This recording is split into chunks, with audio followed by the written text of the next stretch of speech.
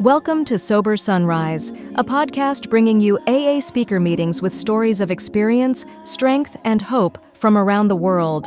We bring you several new speakers weekly, so be sure to subscribe. If you'd like to help us remain self-supporting, please visit our website at sober-sunrise.com.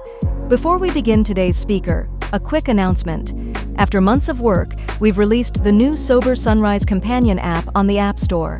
It includes the same daily Sober Sunrise speakers you already listen to, plus sober time tracking, daily pledges, favorite speakers, a support phone book for your sponsor and recovery circle, meeting tracking with reminders, and home screen widgets to help keep recovery close between meetings.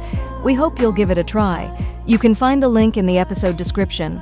Whether you join us in the morning or at night, there's nothing better than a sober sunrise. We hope that you enjoy today's speaker.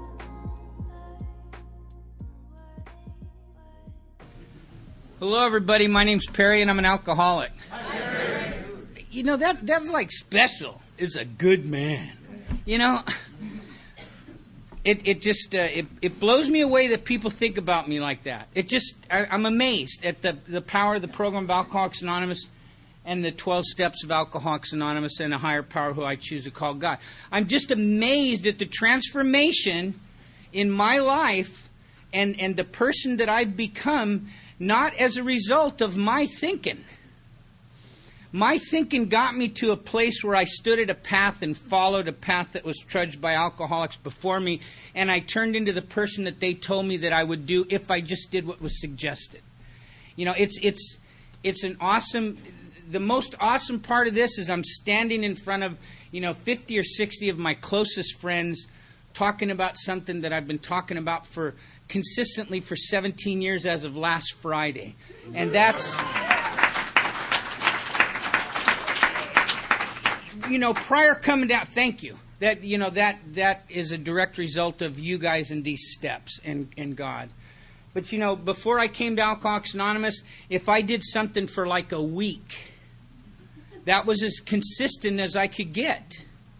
And I mean, that was everything in my life. If I could go to school for 5 days straight, if I could keep a job for 5 days in a row, if I could keep my driver's license for 5 days, if I could stay out of jail for 5 days, these were things that just weren't part of my life. I started drinking. I've been in the rooms long enough to not be under the illusion that 11 years old is early to start drinking, because it's not. I mean, what the hell else are you going to do on a Saturday and a Sunday when you're 11 if you ain't drinking? What are you going to do? Do things that 11-year-old kids, it's boring. Throw a little Ripple Pagan Pink into me at 11, man, I was having fun. What are you going to do at 11 if you don't drink?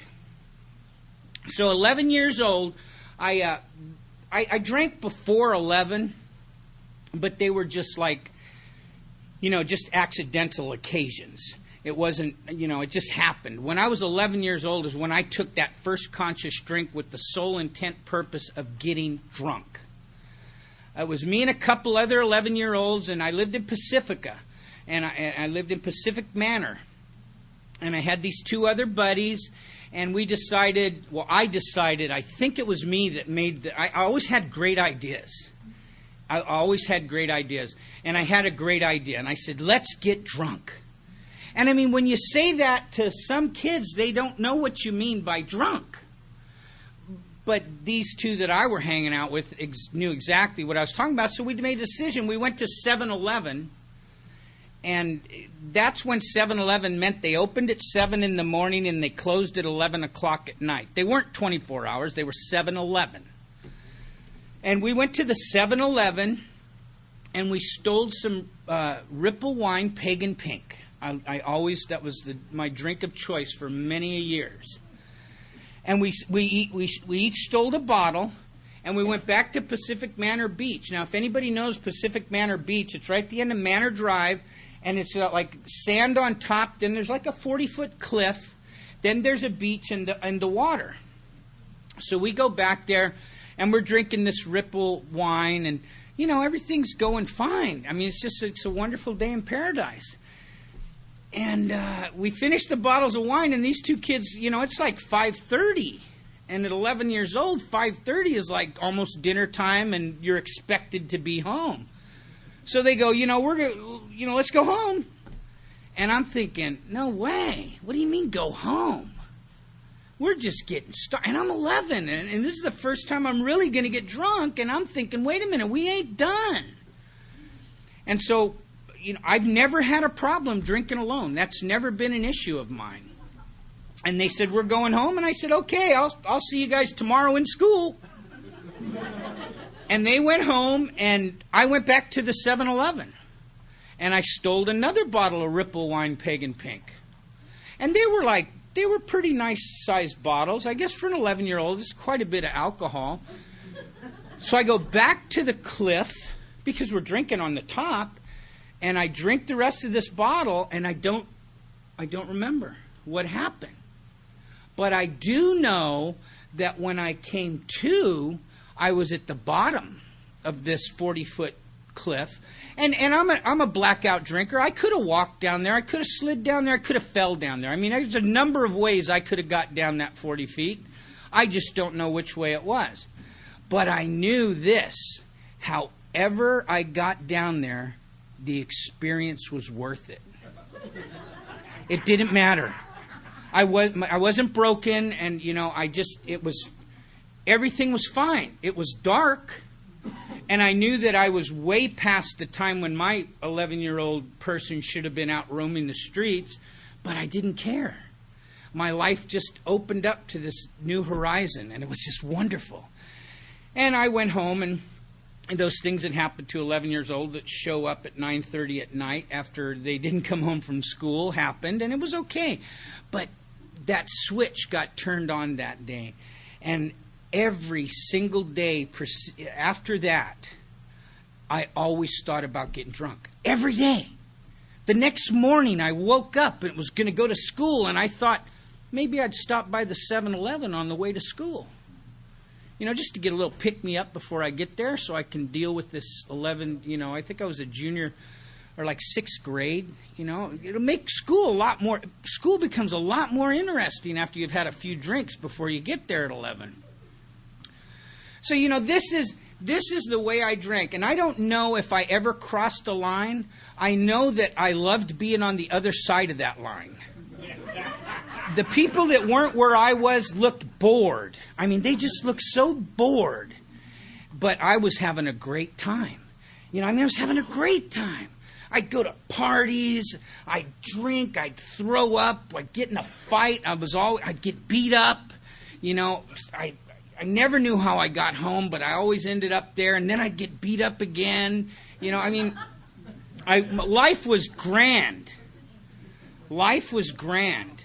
So, you know, that's kind of the way the whole story goes.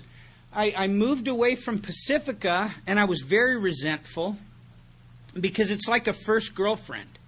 You never forget that first girlfriend, but you also never forget that first drunk. And I was really resentful that my parents took me away from this area that I developed these drunken relationships of my little junior high school buddies. And they moved me to San Jose, California, and everything went downhill once I got here. I mean, immediately. Because they got me here and I ran away back to Pacifica. I gathered up my posse and we were headed to Haight-Ashbury to become hippies. I mean, that's what I wanted to do. I just, you know, I knew being a hippie was way cool. I was going to go Haight-Ashbury. I had no idea what hippies did, but I knew that they were having a good time because they were always on the news talking about all the good times they were having. And I just knew I wanted to be part of it. See, I always wanted to be part of some big movement. I wanted to be part of something because my life was boring. So I run away and I gather up my little drunken posse in Pacifica and we decide we're going to Haight-Ashbury. And I'd probably been away for the night. And we're standing on this road going out of Pacifica, the three of us, and my folks drive up. And I'm thinking, now how the hell did they find me? You know what? San Jose is like 40 miles away. Why would they think that I would be right here at this moment in time hitchhiking to the Haight-Ashbury? They're mind readers, you know. What the hell is going on? But they throw me in the car. They bring me back to San Jose, and I'm still not going for the San Jose thing. I mean, it's just not working for me, guys. So I ran away again. But this time they don't come and get me. This time I dug a hole in the ground, and I put some leaves and branches over the top. And I see. I'm also one of these kind of guys that if I see a movie, I become the movie. You know, I heard a guy say that here the other night from the podium, and I was so relieved that I'm not the only one. I seen this movie when I was about 10 years old called My Side of the Mountain. And it was about this kid who runs away from home, and he goes out into the woods, and he burns a hole in a big oak tree, and he makes his little fort, and he goes out and kills turtles and eats the turtle and uses the shell for a bowl, and he kills deer and he wears their skins. And that's what I was going to do in Pacifica. You know, I wasn't brave enough to go out to the mountains. I figured Pacifica was good enough. There's got to be something around there that I can cut and make a coat out of, and you know, somebody's pet turtle that wandered into my path was in trouble. But you know, it was great for about 2 days. But, you know, now I'm like 12 years old, and in 2 days sleeping underground, you know, in this little hole that I dug out, somebody seen me, and they called the police. Now the police get involved. This is when it really gets fun. Because, you know, now those characters, those heroes that I had when I was a kid, the Sal Minios, the Marlon Brandos, the bad guys.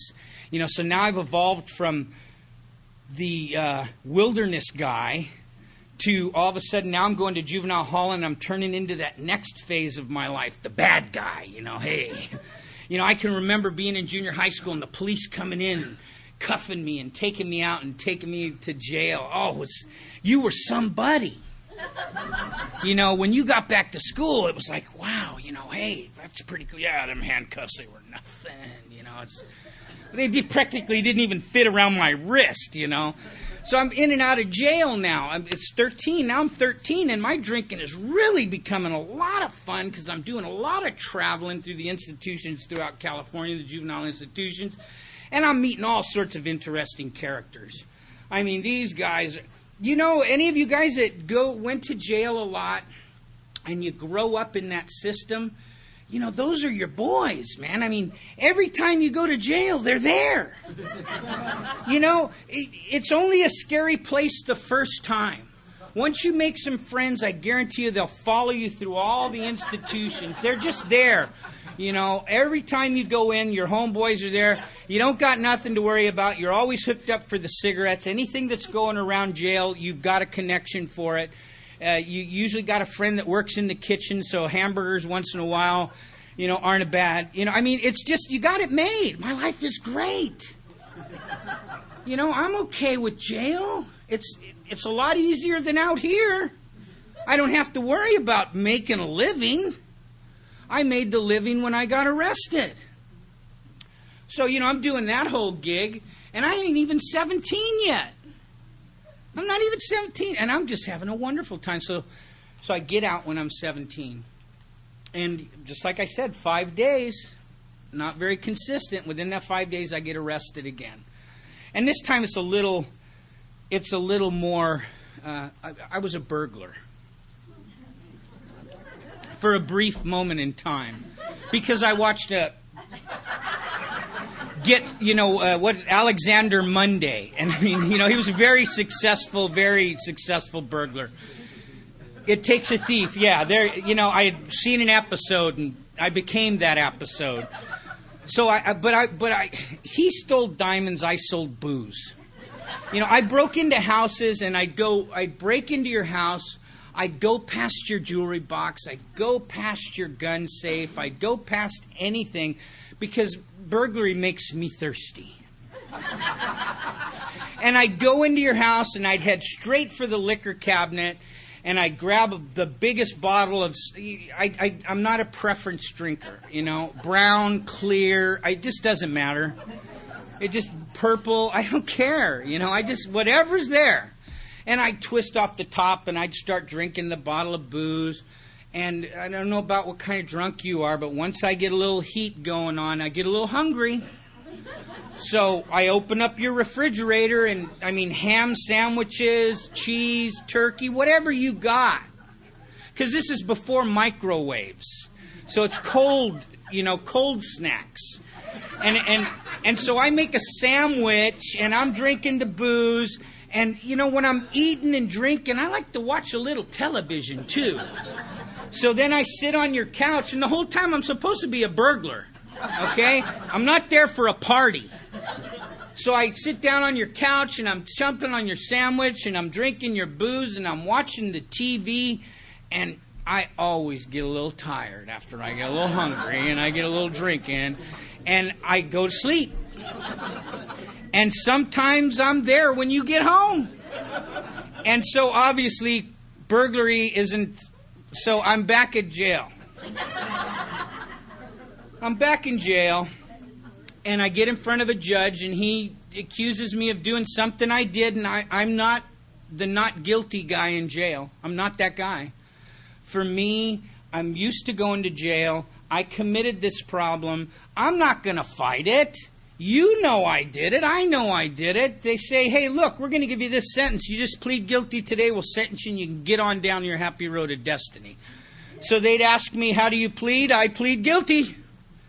They'd give me my time and I'd move on. Well, this day the judge gave me a choice. He said, we could send you here for a while, or you can join the army. And I thought, I can join the army. And I'm 17 years old. I can drink.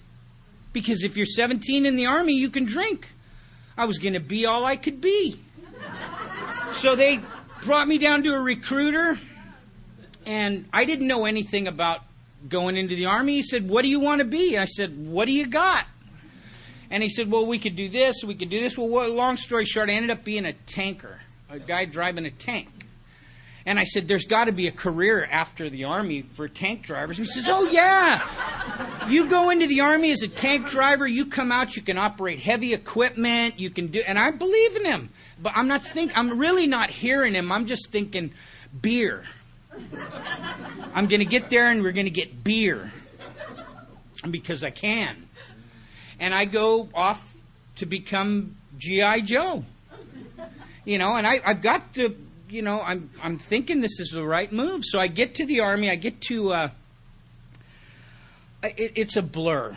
It's a blur. Because I was in the army 3 different times under 3 different Social Security numbers. So I don't know which base I was at this time. But it was one of the many careers in the army. So I show up and these guys jump on the bus and they're yelling at me, stand up straight, put your chest out, do sit-ups, do push-ups. Well, I've been in institutions for the past 4 years, so this didn't freak me out. It freaked out a lot of people, but I wasn't one of them. And the one thing that they said freaked me out. They said, for the next 4 weeks, you're going to be restricted to the barracks area and there will be no drinking. Oh. That sucked. You gotta remember, I just got out of jail, was out 5 days, got arrested, got given a choice to go in the army. I'm thinking all the way back there on the plane and during the recruiting process and during the AFES up in Oakland, I just can't wait to get there because it's like my oasis in the sea of sobriety at the time. I just want to get there so I can drink. And then I get there and they tell me you can't drink for a month. I'm not real good at following orders. So the minute we got done processing where they give you your clothes and they give you your shots and they give you all this stuff, I found, just like at 11, a couple guys that thought kind of like the way I do. And I said, hey, look, tonight he's got to go to sleep. That drill sergeant guy. When he goes to sleep, we're going to go to the club. And that's exactly what we did. We paid the fire watch guy. We said, hey, the three of us are going to the club. You want some beer? We'll bring you back some. We're going to go to the club. So we put on dress greens. Now, anybody here who's been in the Army, I mean, there's a way to wear dress greens, and there's some little things that go on the collar, and there's some stuff that you need to wear, and there's a proper way to wear the dress greens in the military. Well, when you just get them, you have no idea. They haven't got that far in telling you how to wear them yet. It's like day number 2. So we put on the dress greens. They've got nothing on them. They're just green. And we put on the little hat with the gold going around the front, feeling like a soldier. And we head to the club. And we get to the club, and we're drinking the beers. And, the rest of the guys in there are drunk, so nobody notices that we look totally out of place. They're all in their just regular, everyday green fatigues. We're in, the dress greens, because we don't want to stand out. We kind of want to blend in. So we're drinking, and the same thing as 11 years old happens again.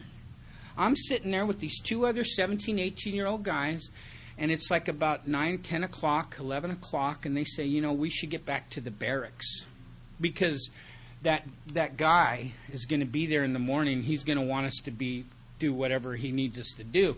And I said, you guys, come on, man. This place don't close till 2.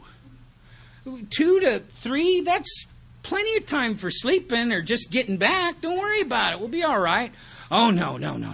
So they take off. And I said, well, you know what? Don't worry about it. I'll be there. Just like 11.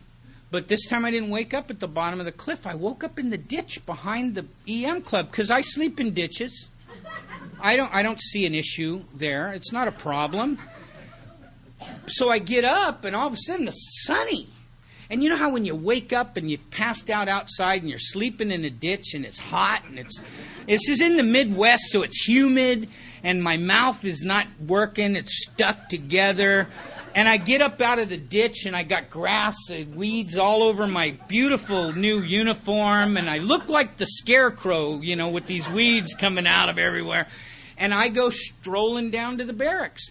And our barracks sat at like the bottom of this hill.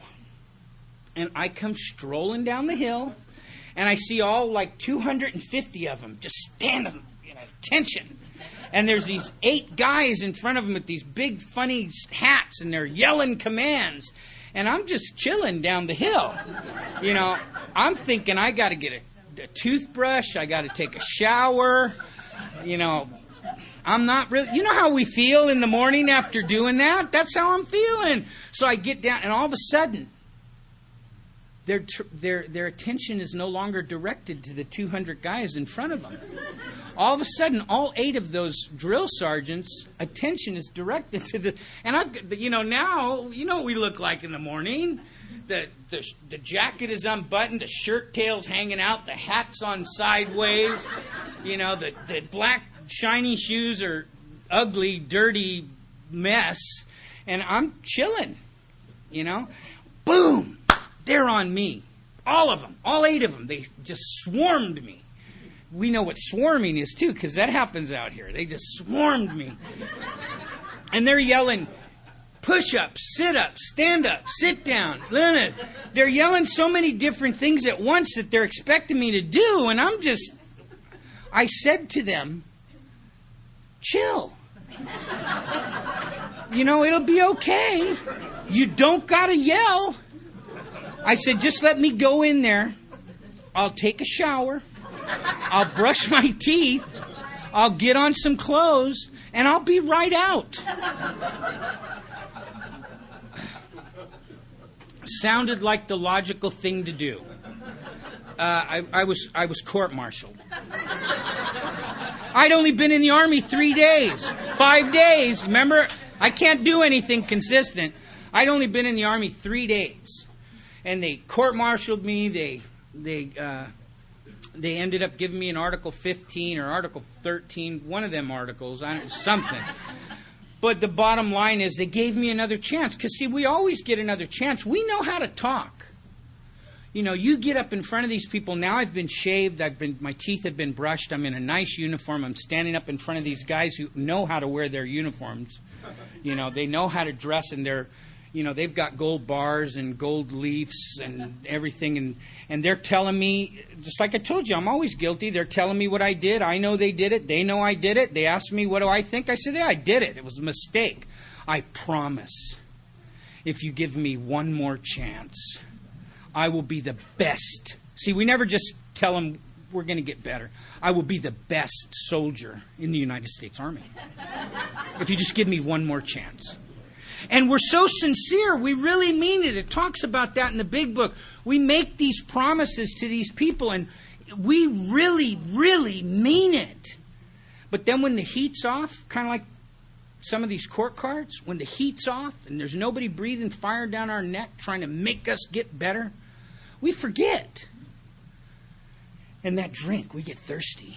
And sure enough, it's inevitable. I drink again. I get in a lot more trouble. And this time they throw me out.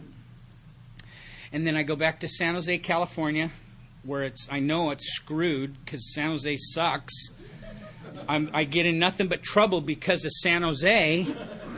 And I meet this beautiful lady sitting here in the front row. And I figure, Kane. I thought she said, what's my name? What's my name? Kane. The CD Kane. And so I meet her, and I figure this out. That all I need is a family. Because Dad had a family, and because Dad had a family, he always paid the bills. He always went to work. There was always a roof over our head. There was always clothes on our back and food in the refrigerator. That's the problem. Because now I'm like 18. This has all happened in, the 6 years that I've been drinking. So I'm 18, and I think if I just get a family, that'll be okay. So I convinced this lady that I'm the best thing that's ever happened to her, and she should trudge this happy road to destiny with me. And she's only 15, and I'm 18, and she's down with it, So we go off and we set up house, and we have a baby, or she has a baby. But we start this little family, and we get really bored in the house that we live in because we only usually live in them for about 3 months. You go get a house and they want the first, the last, and the deposit. And most of the time, that's all you're going to get out of me. And if I can con you out of one of those 3 deposits, I will. Because I'll promise you, I will pay you. And so we go out in several different moves. And during this whole time, there's 2 more trips to the Army under 2 different Social Security numbers. And, life is grand. I mean, now I've got a couple of kids, and I'm dragging them around out there. You know how we are, in and out of my in-laws' house. It was like vacation for them. We would move in, live there for a couple years, get our own apartment, move out for 3 months. They'd get a breath. They'd get to get some semblance of normalcy back into the house. And then here we would be back at their doorstep telling them how I didn't get paid. They screwed me out of my paycheck. So as a result, the lights got turned off. The phone's not working. Sorry you couldn't call us. Your grandkids are hungry. And we don't have a place to live. And they, come on in. So this goes on for many, many years. So I'm an alcoholic. If you can relate to anything I said, there's probably a good chance you belong in this room. Now, my story may not be your story, but the thing about it is it's those feelings of inadequacy I was feeling during this whole time. All I wanted to be, I've always searched for something to help me get to be like them. Because I would see them, at 6 o'clock in the morning when I've been wide awake for hours. I would be in front of my house and I would see them come walking out of their house, showered, neatly dressed, and get in their car and go to work. And then about 4 o'clock in that afternoon. I'd be standing out in front of that same house, just as wide awake as I was this morning, and they would drive back up into their driveway and get out of their car very neatly dressed and go in. And, I wanted to do that. I wanted to be that kind of person. But I figured some of us were lawyers and some of us were convicts. And I was not going to be that kind of guy. That's just wasn't in the cards for me. I was always going to be on this side of the law and the table. And, I got dealt a bad hand. But someday my ship would come in. It would. And life would be great. But it never came in. And, all that fun and all those trips and all that great times I was having all of a sudden aren't so great anymore. And, I can't put it together to go out and run another game and do another hustle and make a few more bucks to make it one more day. And every morning I'm waking up and my head is just telling me, what a freaking loser. You're a loser. Why don't you just kill yourself? Your family will be taken care of by the man who's been taking care of them for the whole time you've had them. Why don't you just get out of their lives and let them move on? Why do you continue to drag them down? And I want to do it. And I want to do it so bad. I want to straighten my life up so bad. So I go to church and I read I'm Okay, You're Okay. And I read Dianetics and I read, I read every book there is. I read the Bible. I read them all. And for a few moments, I've got the Spirit. Life is going to be good. And it's inevitable that demon comes back and I got to get loaded again. I got to get loaded. It's no longer, it's a party. We're going to get loaded this afternoon. And no, now it's like I got to get loaded and I have to stay loaded. When I wake up in the morning, my thought is, where am I going to get it? And when I go to sleep at night, oh shit, I hope it's there in the morning.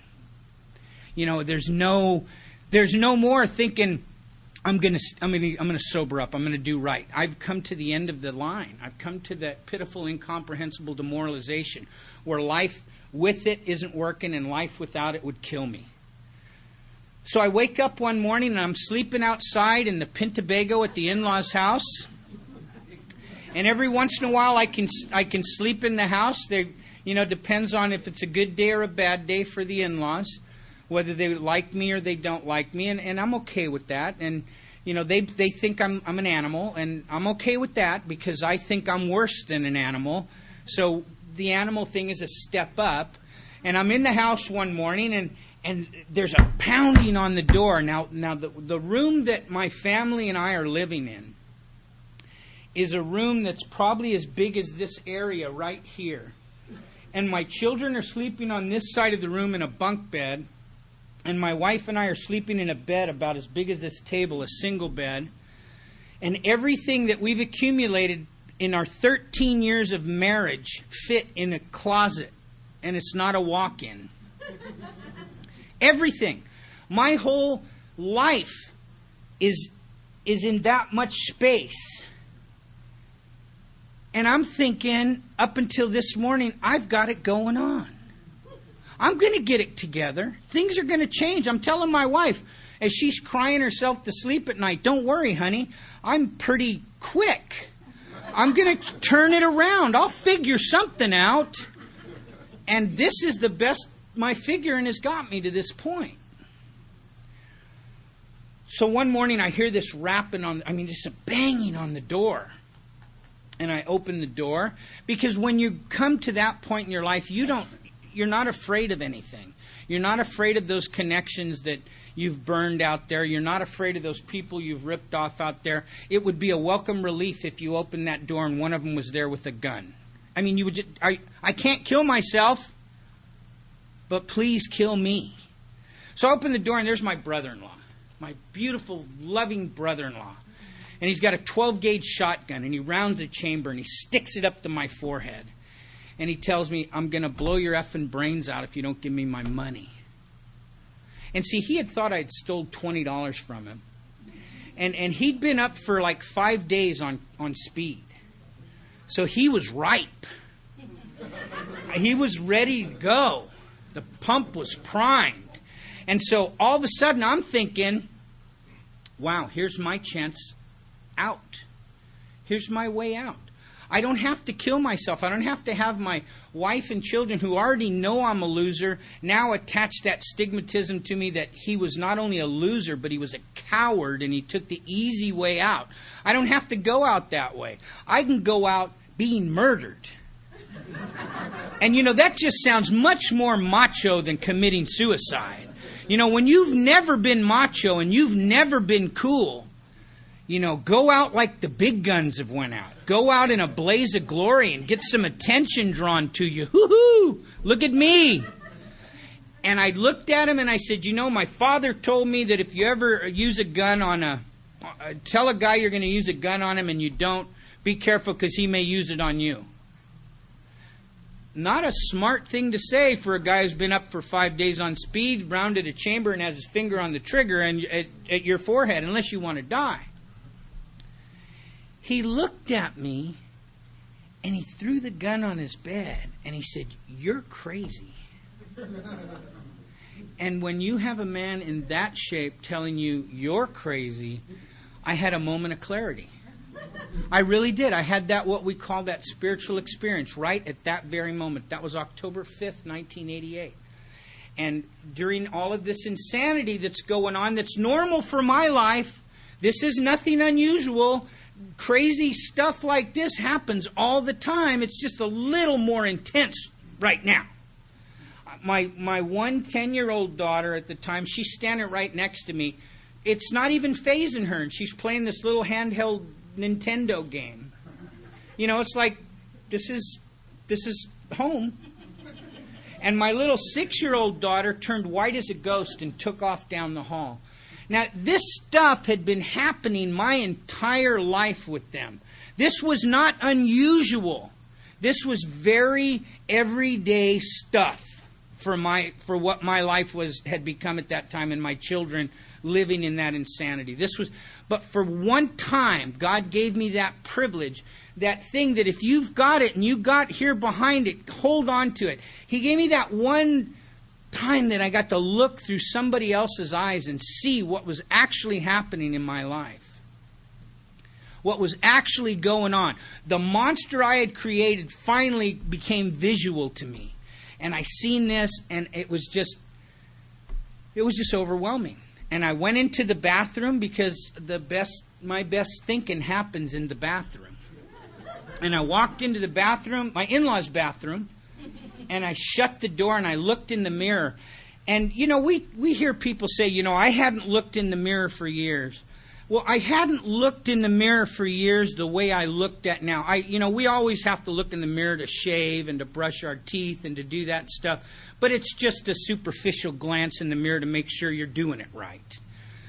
I hadn't looked at myself in the mirror in a long time. And I looked in the mirror and I looked at the person I had become. And it was, again, who was I? Who was this? And this is where it gets really weird. I have to tie my shoe. I'm not going anywhere, but I have this thing about shoelaces being untied. You might trip over them, And so I'm standing there looking in the mirror, and I told you I'd been locked up quite a bit, and I've always been an avid reader. I love reading. Because for me, reading was the only way I was experiencing life out there. I couldn't experience it doing it my way. I had to read. And one time when I was locked up, I was going to be there a while, so I read the Bible. It seemed like a good thing to do. It seemed like something that may help me change. But I hadn't read the Bible. That was like when I was 13 or 14 years old when I was locked up and I read this. And now I'm 30 years old. And so I'm standing there, hadn't been to church in a long time, didn't just leave a church meeting, it didn't happen. And I'm standing in front of this mirror and all of a sudden I hear this voice. Voices weren't unusual at the time. I had heard voices before. But this one said something quite different from the others. It said, "Seek and you shall find. Ask and it will be given. Knock and the door will be opened." Now, you know what? It was my moment. And it was nothing religious about it. It was God saying, okay, buddy, you're at the turning point again. You're at the freaking crossroads. You've been here before. Which way are you going today? That's what I think it was. Because all of a sudden I just looked up and I said, okay, God, if that's you, give me some help. Very, come on. You're supposed to help. And he did. He did. I walked out of that bathroom October 5th, 1988. I walked up to my beautiful wife at the time of 13 years, and I said, I'm done. I'm through. And after the shotgun incident, she's not even knowing what the hell I'm talking about.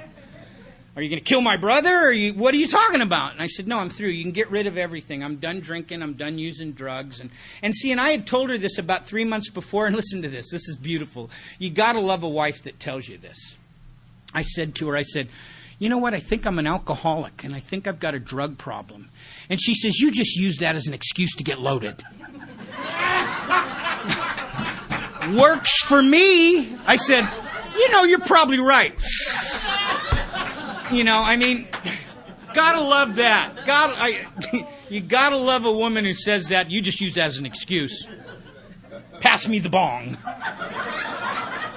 So I walk out of the bathroom and I tell her this and I say, get rid of it. I'm done.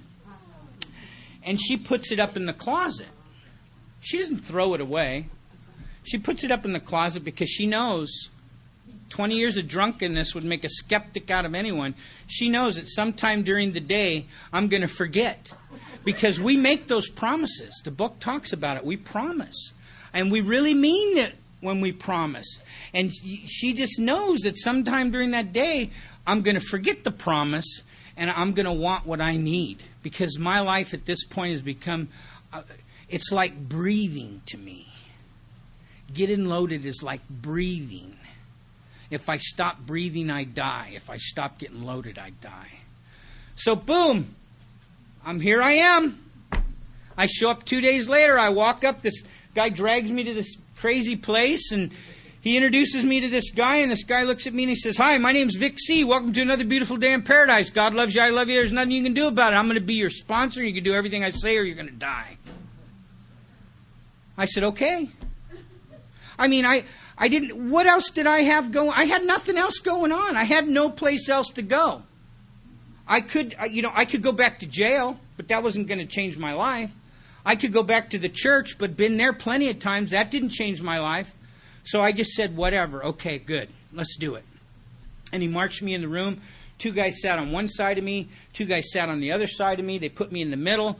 And I get busy when I get sitting in a room of Alcoholics Anonymous when I'm new. I got to go smoke. I got to go pee. Got to go drink coffee. Got to go smoke. Got to go pee. I don't want to hear the message. I want to get smoking and peeing and drinking coffee. That's what I want to do. Shit, what the hell do you think I'm here for? And I would look at him and I would say, I got to go smoke.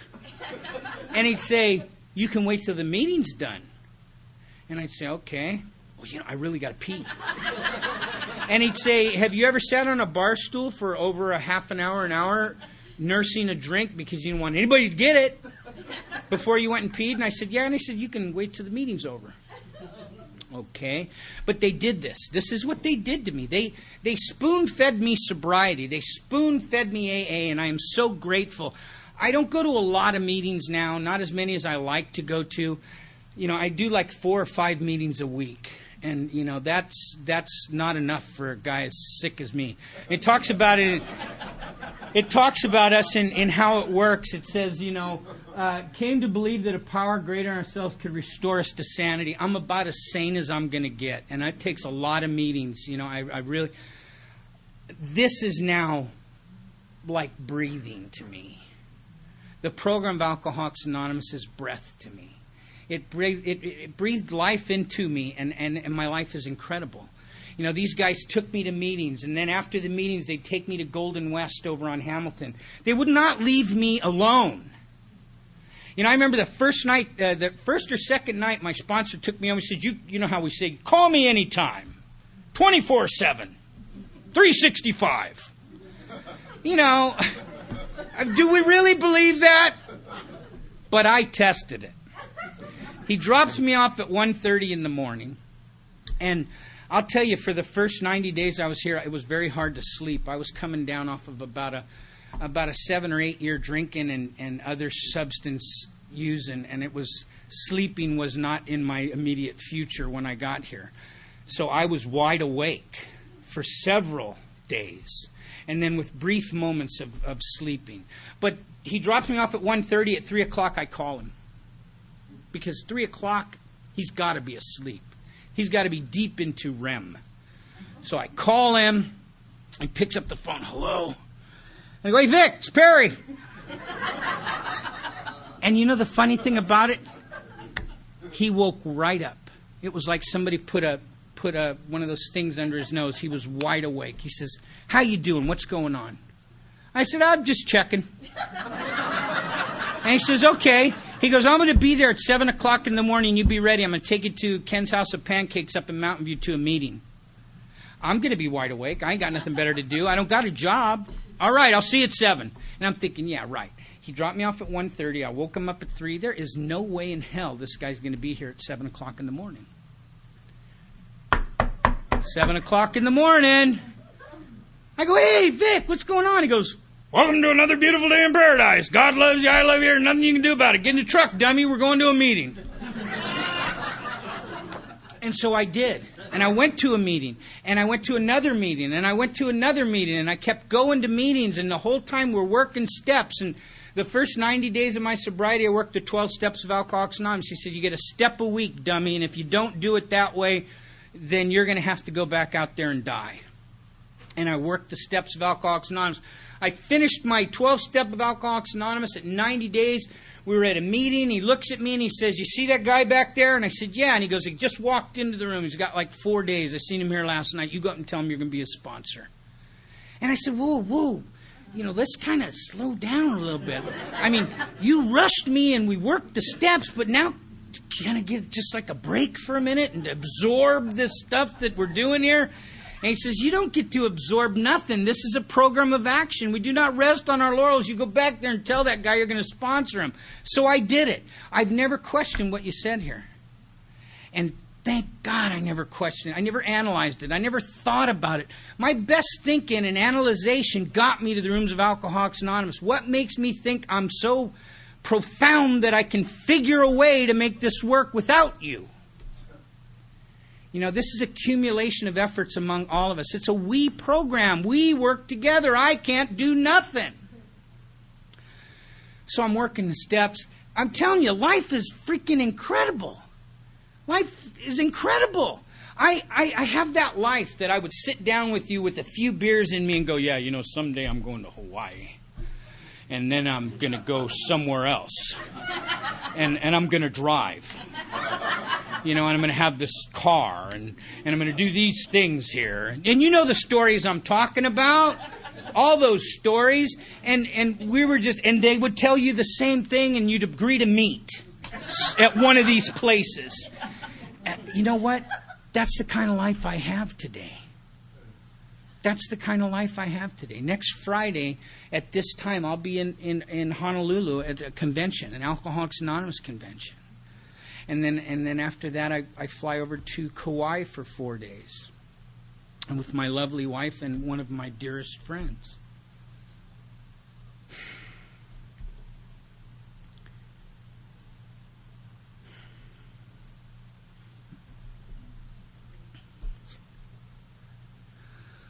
I'm blessed. You know, the power of God and the power of Alcoholics Anonymous has given me this life that is just, you know, our past secretary, I'm sorry I can't remember your name. I know it. I just drew a blank on it. When he said he used to wake up in the mornings after he was using and say, whose life is this? How did I get here? I wake up every morning and I say the same thing. This isn't supposed to be my life. But then again, the other part of me that you guys taught me, and that power that is greater than myself has given me, this is supposed to be my life. I do deserve to live like this. You know, God wants the best for me. He wants the absolute best for me. I'm his favorite. You better believe that you're his favorite too, because you are. You are his favorite. And because I'm his favorite, when I get back from Hawaii, I get to go to New York for 7 days to be with my brother-in-law who will have a year of sobriety in January, and spend Thanksgiving with him and his family who want me to sleep on the floor, but I rented a motel room because I'm not flying to New York to sleep on somebody's floor. You know, what the hell's wrong with them? Invite me to come out and visit and put me on the floor? You know, I mean, I could still think like that. But I said, no, that's okay. We're going to rent a room. And then when I come back from there, I get to take my beautiful granddaughter to Disneyland for 4 days. You know, what the hell? I'm a drunk. I sleep in Pintos. I go to jail. Not anymore. I work the steps of Alcoholics Anonymous. I hang out with people like you. Remember I said in the beginning, I just wanted to be part of a movement? I'm a part of the most fantastic movement that a guy like me could be a part of. You know, it has just totally turned my life into, you know, I feel like Cinderella. You know what I mean? But there's no midnight. There's no midnight. You know, I have a life. You know, I have this incredible job. I sell grass. I really do. I sell grass for a living. And I drove a truck for 22 years. And then one day I woke up and I spent the day with my granddaughter. And we went to McDonald's and we went to the park. And we did stuff that grandfathers and granddaughters do. And at the end of that day, I looked at my wife and I said, I'm not going to drive a truck anymore. I'm not going to drive a truck anymore. She says, what do you mean? I mean, I've been driving a truck for 22 years. I haul chemicals.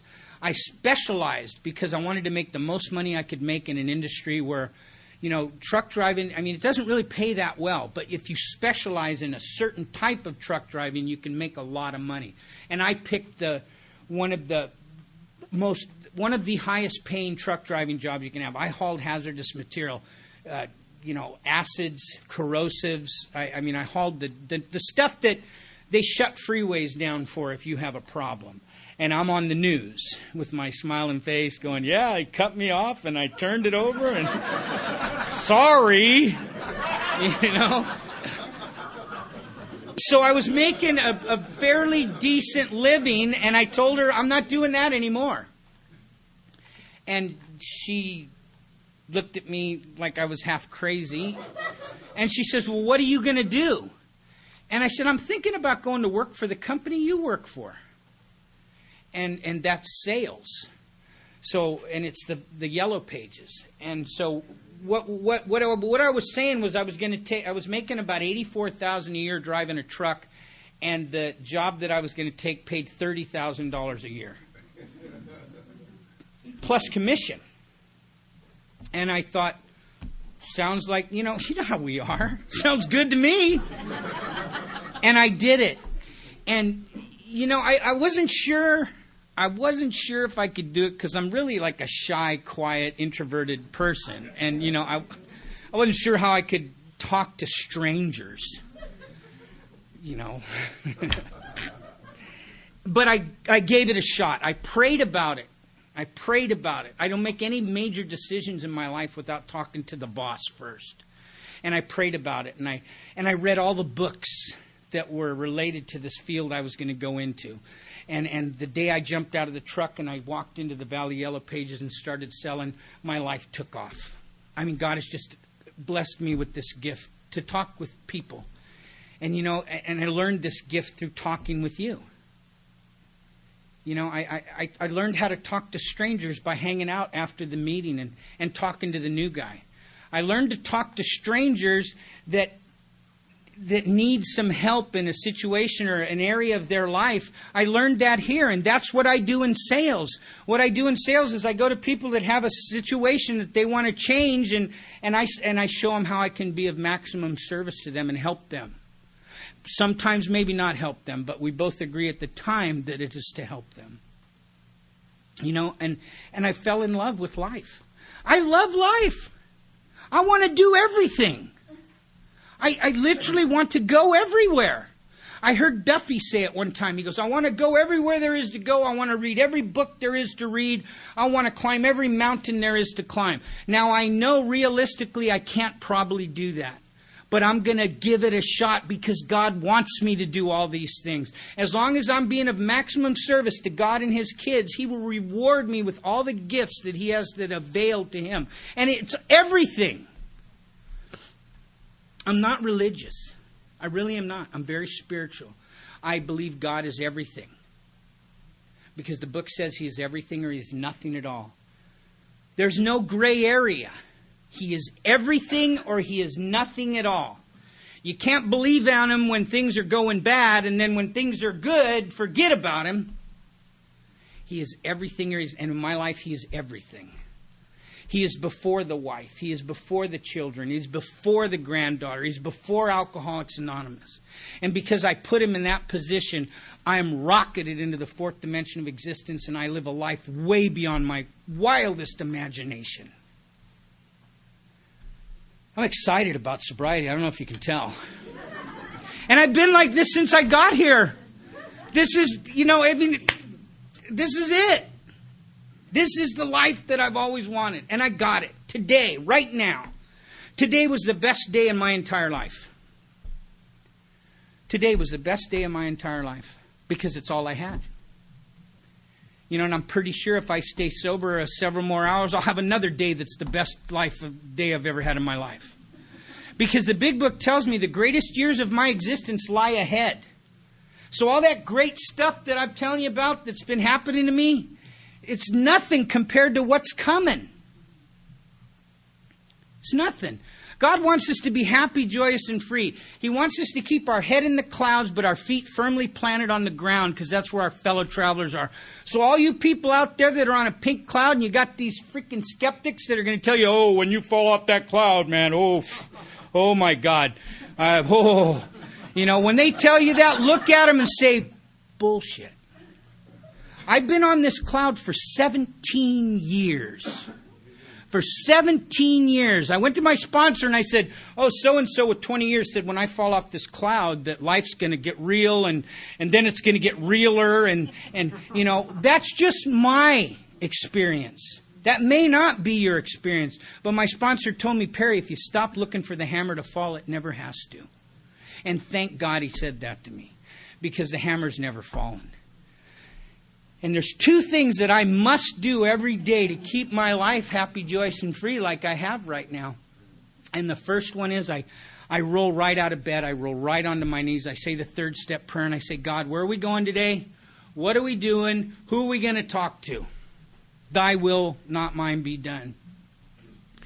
And then after I do that, I got to get dressed because you can't sell grass naked. It's not cool. I mean, the mere fact that you're selling grass isn't cool, but naked, it makes it even worse. And so I go get dressed. And on my way to the bathroom, I sing a little song. And because I believe there's nothing better than a prayer and a smile on your face first thing in the morning. It kind of sets the trend for the whole day. And the song that I sing goes like this, and you can sing it with me if you know it. And don't worry about being cool. This is Alcoholics Anonymous. You're not cool if you're here. Okay? So, and the song goes like this. Zippity-doo-dah, zippity-ay. My, oh my, what a wonderful day. Plenty of sunshine headed our way. Zippity-doo-dah, zippity-ay. Thank you for my sobriety. Thank you for listening to Sober Sunrise. If you enjoyed today's episode, please give it a thumbs up as it will help share the message. Until next time, have a great day.